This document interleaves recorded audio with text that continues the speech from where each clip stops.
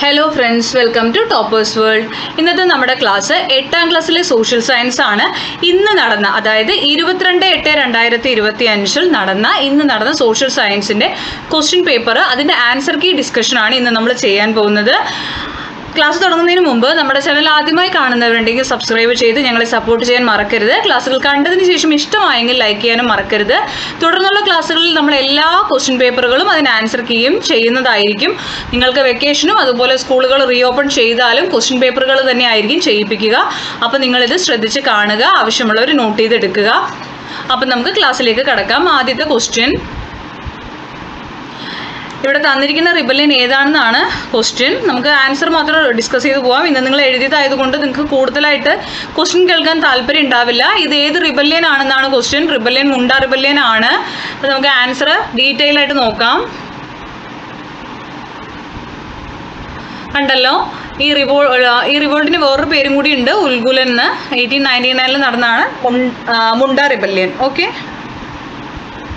Next, arrange the items in column എയും column ബിയും നിങ്ങൾക്ക് മാച്ച് ചെയ്യാനാണ്. അതിൽ അവർ ABCD തന്നിട്ടുണ്ട്, നമുക്ക് ജസ്റ്റ് നോക്കിയാൽ മാത്രം മതി. നമുക്ക് ദാദാഭായ് നവറോജി ഒക്കെ ട്രെയിൻ തിയറി ആണ്. അതുപോലെ തന്നെ കാൾ മാർക്സ് ഉണ്ട്, ഡേവിഡ് റിക്കാർഡോ, J.A.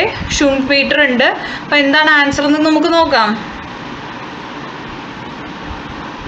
കണ്ടല്ലോ, David Ricardo theory of surplus value, പിന്നെ J.A. ഷൂംപീറ്റർ ആണെങ്കിൽ drain theory, Dadabhai Naoroji theory of rent, Karl Marx creative destruction. അപ്പോൾ ഇതിൽ അവർ C ആണ് ആൻസർ ആയിട്ട് തന്നിരിക്കുന്നത്. A 3 ആണ്, B 4 ആണ്, അതുപോലെ തന്നെ C 2 ആണ്, D 1 ആണ്. അപ്പോൾ ഇതാണ് നമുക്ക് അവർ തന്നിരിക്കുന്നത്. ആൻസർ ശരിയായിട്ടുള്ളത് ഇതാണ് കേട്ടോ. ഇങ്ങനെയാണ് മാച്ച് ചെയ്യേണ്ടത്.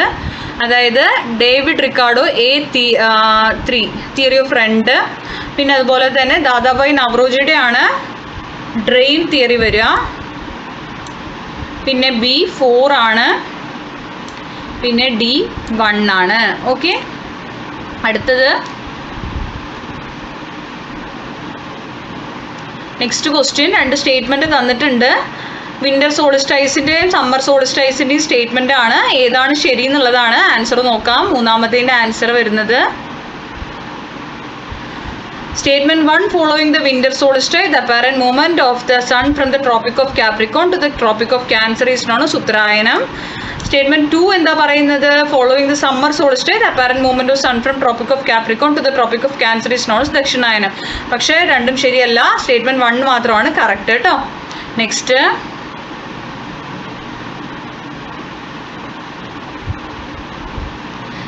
ക്വസ്റ്റ്യൻ എന്ന് പറയുന്നത് identify the person from the hints ആണ്. ആര്യ മഹിളാ സമാജ്, ശാരദാ സദൻ എന്നൊക്കെ കണ്ടാൽ തന്നെ നമുക്കറിയാം ആരാണ് ആള്. പണ്ഡിത രമാബായ്. നെക്സ്റ്റ്, അഞ്ചാമത്തെ നമുക്ക് തന്നിരിക്കുന്നത് വേൾഡ് മാപ്പ് ആണ്. Identify the line of longitude marked as P, explain the characteristics of this line ആണ്. 180 ഡിഗ്രി ഇന്റർനാഷണൽ ഡേറ്റ് ലൈൻ ആണ് നമ്മൾ പഠിച്ചിട്ടുണ്ട്. അപ്പോൾ ഇതിന് ക്യാരക്ടറിസ്റ്റിക്സ് എഴുതാൻ വന്നിട്ടുണ്ട്. പിന്നെ അതുപോലെ തന്നെ B ക്വസ്റ്റ്യൻ ആയിട്ട് estimate the local time at 15 degree west and 15 degree ഈസ്റ്റിലുള്ള സമയം കണ്ടെത്തണം. അതിൽ ഗ്രീൻവിച്ചിലെ ടൈം 8 മണിയും തന്നിട്ടുണ്ട്.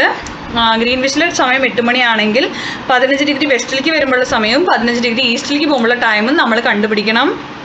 15 ഡിഗ്രി എന്ന് പറയുന്നത് 1 മണിക്കൂറാണ് വ്യത്യാസം വരിക. നിങ്ങൾ ആ ചാപ്റ്ററിൽ അത് പഠിച്ചിട്ടുണ്ടാവും. നമുക്ക് ആൻസർ ചെക്ക് ചെയ്യാം. കണ്ടല്ലോ, അപ്പോൾ നമുക്ക് 180 ഡിഗ്രീൻ്റെ കേസ് ആദ്യം നോക്കാം. 180 degree longitude is considered as international date line. The person traveling towards the east loses a day while crossing this longitude, and a person traveling towards the west gains a day. Travelers who move westwards crossing the line add a day, and the travelers who move towards east calculate the time deducting a day. To avoid the situation of 2 days in countries through which the international date line passes, certain adjustments are made in this line. This line is arranged to avoid populated land areas in the Pacific Ocean. International date line എന്ന് പറയുന്നത് Pacific ഓഷ്യനിലൂടെയാണ് കടന്നു പോകുന്നത്.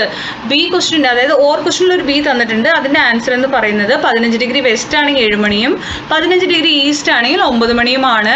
ഈസ്റ്റിലേക്ക് പോകുമ്പോൾ 1 മണിക്കൂർ കൂടുതലും വെസ്റ്റിലേക്ക് വരുമ്പോൾ 1 മണിക്കൂർ കുറവും. 15 ഡിഗ്രി എന്ന് പറഞ്ഞാൽ 1 മണിക്കൂറാണ് വ്യത്യാസം വരിക.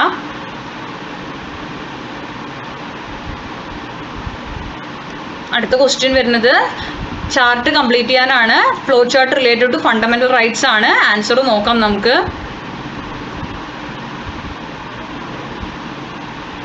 Magna Carta 1215 United States Bill of Rights 1789 Bill of Rights mentioned in the world's first written constitution. Declaration of Human Rights after the French Revolution, United Nations Universal Declaration of Human Rights 1948. Okay, ഇത്രയാണ് ഇതിൽ വരിക. ആറാമത്തേൻ്റെ answer വരുന്നത്. ഇനി നമുക്ക് 7 A and B are friends. A built a house and B bought a luxury car. A ഒരു വീടും കിട്ടി, B ഒരു കാറും വാങ്ങിച്ചു. What kind of needs are fulfilled in both cases? ഇവരുടെ ഏത് ആവശ്യമാണ് ഇവിടെ ഫുൾഫിൽ ആയത് എന്നാണ് ക്വസ്റ്റ്യൻ വരുന്നത്. നമുക്ക് ആൻസർ നോക്കാം. A പറയുന്നത് fulfilled basic നീഡാണ്, B fulfilled gratifying നീഡാണ് കേട്ടോ. ഇനി നമുക്ക് വരുന്നത് 8ാമത്തെ ക്വസ്റ്റ്യൻ ആൻസർ ആണ്. നമ്മുടെ ക്വസ്റ്റ്യൻ ഇത് തന്നെ ഉണ്ട്, അപ്പോൾ അത് തന്നെ വായിച്ചു പോവാം. Who describe the right to constitutional remedies is a heart and soul of Indian constitution. Right to constitutional റെമഡീസിനെ കുറിച്ച് എഴുതാനാണ് പറഞ്ഞിരിക്കുന്നത്. Doctor B R Ambedkar as per this rights if the fundamental rights are violated and individual can approach either the Supreme Court or the High Court for enforcing them. Writs are orders and direction issued by the Supreme Court or the High Courts for the protection of fundamental rights as per above mentioned articles. അല്ല, B question right to education act ആണ്. എങ്ങനെയാണ് right to education act cultural and education റൈറ്റ്സിന് വ്യത്യാസമായിരിക്കുന്നതാണ്. Primary education, എല്ലാവർക്കും വിദ്യാഭ്യാസം ഉറപ്പാക്കുക എന്നുള്ളത് primary education, അത് നമ്മുടെ ഒരു അവകാശമാണ്. Primary education was declare a fundamental right under article 21A by the 86th Constitutional Amendment Act in 2002.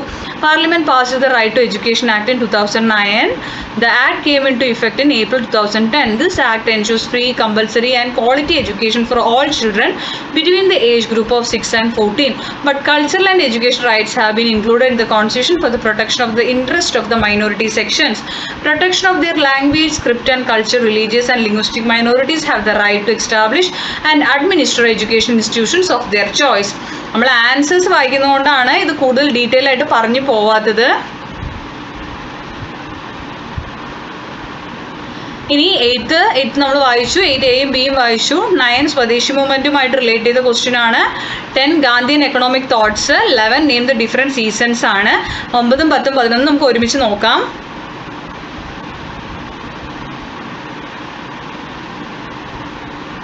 കണ്ടല്ലോ, partition of Bengal Lord Curzon ആണ്. 1905 ബംഗാൾ വിഭജനം വരുന്നത്. The protest against partition of Bengal escalated into the swadeshi movement significantly energising the Indian national movement.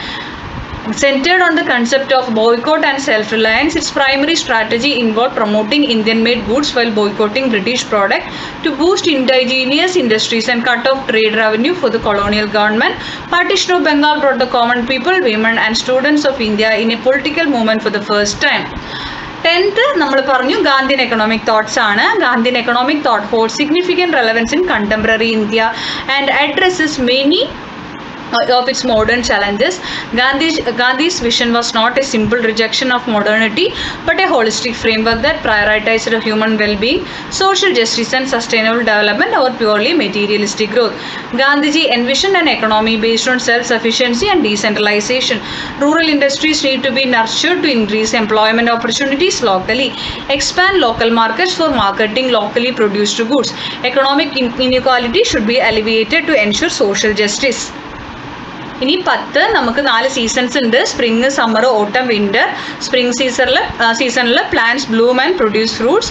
During this period duration of day time gradually increases. Summer ആണെങ്കിൽ atmospheric temperature കൂടുതലായിരിക്കും, generally longer days. Autumn trees shed their leaves before the arrival of winter. മരങ്ങൾ ഇല പൊഴിക്കുന്നതാണ്. During this period duration of day time gradually decreases. Winter ആണെങ്കിൽ low atmospheric temperature, snowfall generally longer nice.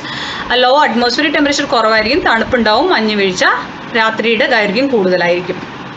പിന്നെ നമുക്ക് how did the permanent land revenue settlement and ryotwari system effect Indian farmers ആണ്. അപ്പോൾ അതിൻ്റെ answer എന്ന് പറയുമ്പോൾ അതിൽ A ക്വസ്റ്റ്യനും B ക്വസ്റ്റ്യനും ഉണ്ട്. എ ആണ് ബ്രിട്ടീഷുകാരുടെ ലാൻഡ് റവന്യൂ സിസ്റ്റം വരുന്നത്, B നീലം പെസന്റ് റിവോൾട്ട് ആണ് വരുന്നത്. നമുക്ക് രണ്ടും നോക്കാം. A question, British tax policies affected farmers of India. Farmers found it difficult to pay the high taxes even if crops were damaged due to flood or drought. There was no tax relief. Farmers had to rely on money lenders to avoid losing their farmland. Debt-ridden farmers lost their land. Neelam peasant revolt 1859 ആണ്, ബംഗാളാണ്. Most important agrarian revolt തന്നെ ആയിരുന്നു. ആ റിവോൾട്ടിനുള്ള കാരണം എന്താ? British planters, indigo planters forced the farmers to cultivate indigo plant for the factories established in the villages. Indigo produced from the അമരി plant could be sold only to the British. The British paid less than the market price for the indigo to the farmers. It led to severe food shortage, exploitation and economic hardship with the discovery of artificial dyes. The demand for indigo decreased and poverty increased. The peasants turned into the path of agitation against the British.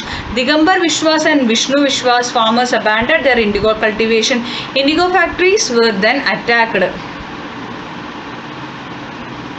ഇനി 13ാമത്തെന്ന് പറയുന്നത് explain the circumstances that led to strengthen Indian nationalism based on the given hints ആണ്.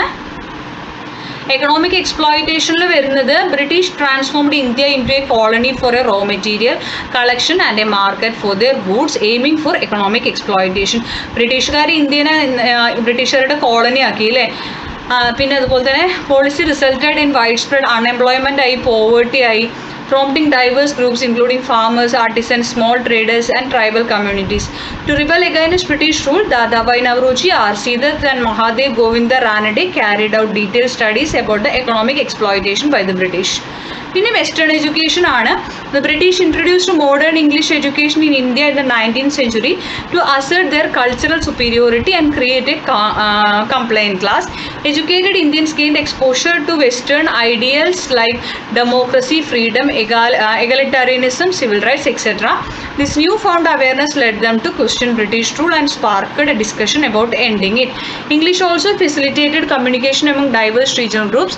Western education helped Indians understand their nation's economic and social shortcomings. പിന്നെ നമുക്ക് തന്നിരിക്കുന്നത് Rajaram Mohan Roy 14ാമത്തെ question ആണ്. 14 എന്ന് പറയുന്നത് രാജാറാം മോഹൻ റോയിനെ കുറിച്ചിട്ടാണ്. അദ്ദേഹമാണ് ഇന്ത്യയിലെ സോഷ്യൽ റിഫോംസിൻ്റെ ഫാദർ എന്നൊക്കെ അറിയപ്പെടുന്നത് കേട്ടോ. അപ്പോൾ അദ്ദേഹത്തിനെ കുറിച്ചിട്ടുള്ളതാണ് നമുക്ക് നോക്കേണ്ടത്. He initiated social reforms in India. He had profound knowledge in Hinduism, Islam, Christian and Judaism. He was influenced by French revolution. He played a crucial role in abolishing Sati through Brahma Samaj, started many modern schools, stood against idolatry, polytheism, polygamy, child marriage, etc., argued women have right to inheritance, pioneered by Rajaram Mohan Roy with Sambad Kaumudi and Miradul Akbar. അല്ലെങ്കിൽ നമുക്ക് എഴുതേണ്ടത് 1857 വിപ്ലവം, revolt of 1857 ആണ്. അത് against British. അതിന് റിവോൾട്ടിൻ്റെ കാരണങ്ങളൊക്കെയാണ് doctrine of lapse. If a ruler of princely state died without male heirs, അതായത് ഈ പ്രിൻസ്ലി സ്റ്റേറ്റിൽ നാട്ടുരാജ്യത്തെ ഒരു രാജാവ് അനന്തരാവകാശികളില്ലാതെ, മെയിൽ ഹെയർസ് ആൺമക്കളില്ലാതെ മരിച്ചു പോയി കഴിഞ്ഞാൽ അവരുടെ രാജ്യം എന്ത് ചെയ്യും? ബ്രിട്ടീഷുകാർ ഡോക്ട്രിൻ ഓഫ് ലാബ്സിലൂടെ അവരുടെ ബ്രിട്ടീഷ് അധീനതയിലേക്ക് കൂട്ടിച്ചേർത്തുമായിരുന്നു കേട്ടോ. അപ്പോൾ the king's power to adopt was abolished under the doctrine of lapse enacted by Lord Dalhousie. അന്നത്തെ ബ്രിട്ടീഷുകാരുടെ ഗവർണർ ജനറൽ അല്ലെങ്കിൽ വൈസ്രോയി ആയിരുന്നു ലോർഡ് ഡാൽഹൌസിയാണ് നടപ്പിലാക്കിയത്. In the absence of their air, the princely state would fall under the control of English East India Company. Dissatisfaction of Indian soldiers were paid less and were provided poor food and accommodation. The company supplied the new type of. പിന്നെ പെട്ടെന്ന് ഈ 1857 വിപ്ലവത്തിൽ ഉണ്ടായിരുന്ന reason എന്താണെന്ന് വെച്ച് കഴിഞ്ഞാൽ company പുതിയ Enfield ഗണ്ണുകൾ കൊടുത്തു സോൾജേഴ്സിന്. പുതിയ ടൈപ്പായിരുന്നു. കമ്പനി സപ്ലൈ ചെയ്ത പുതിയ എൻഫീൽഡ് ഗണ്ണിൽ ഉപയോഗിച്ചിട്ടുണ്ടായിരുന്ന കാർട്രിഡ്ജസ് ഗ്രീസ്ഡ് എന്തായിരുന്നു? ഈ കൊഴുപ്പ് വെച്ചിട്ടുള്ളതായിരുന്നു കേട്ടോ.